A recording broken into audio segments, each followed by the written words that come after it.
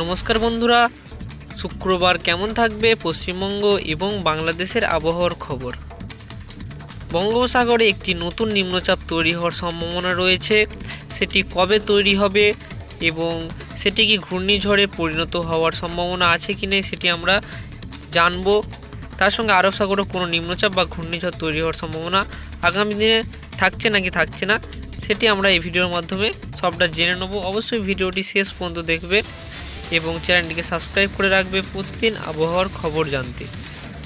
তো এখন আমরা চলে যাচ্ছি সরাসরি। আমরা শনিবার চলে এসেছি এবং শনিবার কিন্তু কোনো বৃষ্টিপাতের সম্ভাবনা থাকবে না। শুক্রবারও কোনো বৃষ্টিপাত নেই এবং শনিবারও কিন্তু কোনো বৃষ্টিপাত পশ্চিমবঙ্গ বা বাংলাদেশে হওয়ার সম্ভাবনা থাকবে না। শুক্রবার তাপমাত্রা কিন্তু একটু বেশি থাকতে চলেছে পশ্চিমের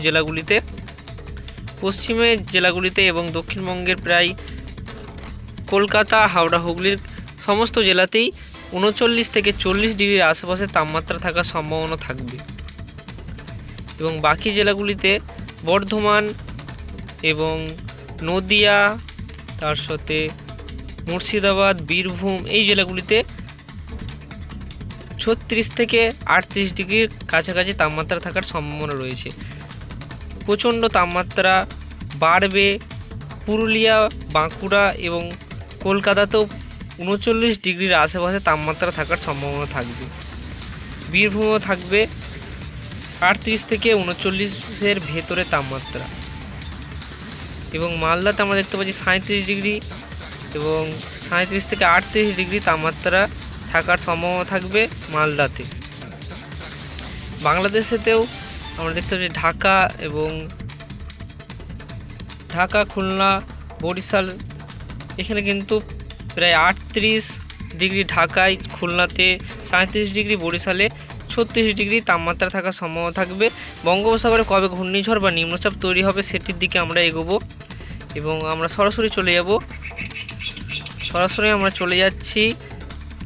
এখানে আমরা দেখতে পাচ্ছি এ মাসের শেষে চলে যাব 31 তারিখ এবং পরের মাসে এপ্রিল মাসে আমরা চলে যাচ্ছি এবং এপ্রিল মাসের প্রথম থেকেই এই ঘূর্ণিঝড় বা নিম্নচাপ তৈরি হওয়ার সম্ভাবনা বঙ্গোপসাগরে থাকবে। আস্তে আস্তে আমরা দেখব যে বুধবার আমরা চলে যাব 2 এপ্রিল। বুধবার থেকেই এখানে বঙ্গোপসাগরে মেঘ জমতে শুরু করবে এবং বৃহস্পতিবার থেকে এই যে নিম্নচাপটি সেটি আস্তে আস্তে শক্তি বাড়াতে শুরু করবে এবং আমরা দেখতে পাবো যে আরব সাগর এবং বঙ্গোপসাগর দুই দিকেই এই নিম্নচাপ তৈরি হবে। আরব সাগর এবং বঙ্গোপসাগর দুই দিকে কিন্তু এই নিম্নচাপ তৈরি হওয়ার সম্ভাবনা থাকবে এবং শুক্রবারে এটি কিন্তু আরও শক্তিশালী হয়ে উঠবে। বঙ্গোপসাগরের যে নিম্নচাপটি রয়েছে সেটি কিন্তু আরও শক্তি বাড়াতে শুরু করে দেবে এবং শনিবার 5 এপ্রিল এটি কিন্তু একটি ঘূর্ণিঝড়ে পরিণত হওয়ার সম্ভাবনা থাকবে। আমরা যদি এখানে যাই বায়ু ঝাপটাতে চলে যাব, শনিবার তোমরা দেখতে পাচ্ছ এটা কিন্তু ঘূর্ণিঝড়ে পরিণত হয়ে যাচ্ছে। প্রায় 60 কিলোমিটারের আশেপাশে এর ঝড়ের গতিবেগ পৌঁছে যাচ্ছে এবং আগামী দিনে আরও বাড়ছে। দেখতে পাচ্ছি আমরা এখানে 60 কিলোমিটার পার হয়ে যাচ্ছে, 62 থেকে 63 কিলোমিটার চলে যাচ্ছে এবং আরও শক্তি বাড়াচ্ছে। এখানে আমরা দেখতে 70 কিলোমিটার প্রতি ঘন্টায় পৌঁছে যাচ্ছে হাওয়ার গতিবেগ। 70 কিলোমিটার হাওয়ার গতিবেগ পৌঁছে যাচ্ছে, 70 থেকে 77 কিলোমিটার চলে গেল। রবিবার 6 এপ্রিল বঙ্গোপসাগরে একটি ঘূর্ণিঝড় সম্পূর্ণভাবে তৈরি হয়ে যাবে এবং এটি কোন দিকে এগোবে সেটি আমরা আগামী দিনে জানতে পারবো আরও ভালো করে। এটি কোন দিকে এগোবে সেটি এখনও স্পষ্ট নয়, আগামী দিনে আমরা আরও ভালো করে জানতে পারবো, কিন্তু একটি নিম্নচাপ তৈরি হবে সেটি একদম গ্যারেন্টি থাকছে। তার সঙ্গে একটি ঘূর্ণিঝড় তৈরি হওয়ার সম্ভাবনা এটি কিন্তু থাকবে। ঘূর্ণিঝড়টি তৈরি হওয়ার সম্ভাবনা প্রবল রয়েছে, কারণ এই সময় তোমরা জানো যে একটি ঘূর্ণিঝড় তৈরি হওয়ার সম্ভাবনা থাকে বর্ষার শুরুতে এবং বর্ষার শেষে। বছরে 2টি করে ঘূর্ণিঝড় তৈরি হওয়ার সম্ভাবনা থাকে। এই ঘূর্ণিঝড়টি কত গতিবেগ হবে সেটি আমরা আগামী দিনে আরও ভালো করে জানতে পারবো। আমরা রবিবার 6 এপ্রিল পর্যন্ত দেখছি যে এটি কিন্তু প্রায় 70 থেকে 77 কিলোমিটারের গতিবেগে পৌঁছেছে তোমরা দেখতে পাচ্ছ 70 থেকে 77 গতিতে পৌঁছে যাচ্ছে। আমরা দেখতে পাচ্ছি রাতের দিকে কিন্তু আরও গতি বেড়ে যাচ্ছে, 100 কিলোমিটার পার হয়ে যাচ্ছে রবিবার রাতে। তার মানে 6 এপ্রিল রাতে কিন্তু এটি গতিবেগ আরও বেড়ে যাচ্ছে এবং এটি 100 কিলোমিটার প্রতি ঘন্টার যে ঝোড়ো হাওয়ার দাপট সেটি পেরিয়ে যাচ্ছে। এবং আরও একটু আমরা এগোবো, আমরা সোমবারে চলে যাবো 7ই এপ্রিল। 7ই এপ্রিল আরও শক্তি বাড়াচ্ছে।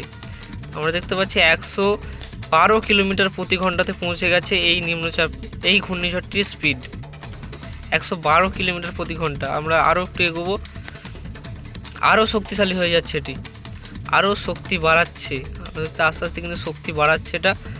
এখানে এক এক জায়গায় আমরা দেখতে পাচ্ছি 121 পর্যন্ত চলে যাচ্ছে ঘূর্ণিঝড়ের এই সর্বোচ্চ গতিবেগ।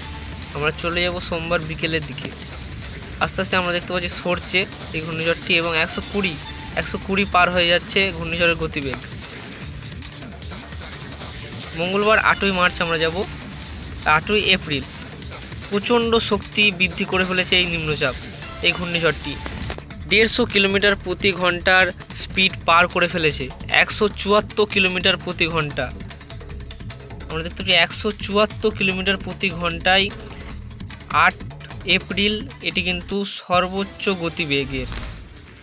এই নিম্নচাপটি কোন দিকে এগোবে সেটি আমরা পরের ভিডিওতে জানবো। অবশ্যই এই চ্যানেলটি সাবস্ক্রাইব করে রাখবে এই ধরনের ঘূর্ণিঝড়ের আপডেট পাওয়ার জন্য। সর্বপ্রথম আপডেট পাওয়ার জন্য অবশ্যই চ্যানেলটিকে সাবস্ক্রাইব করে রাখবে।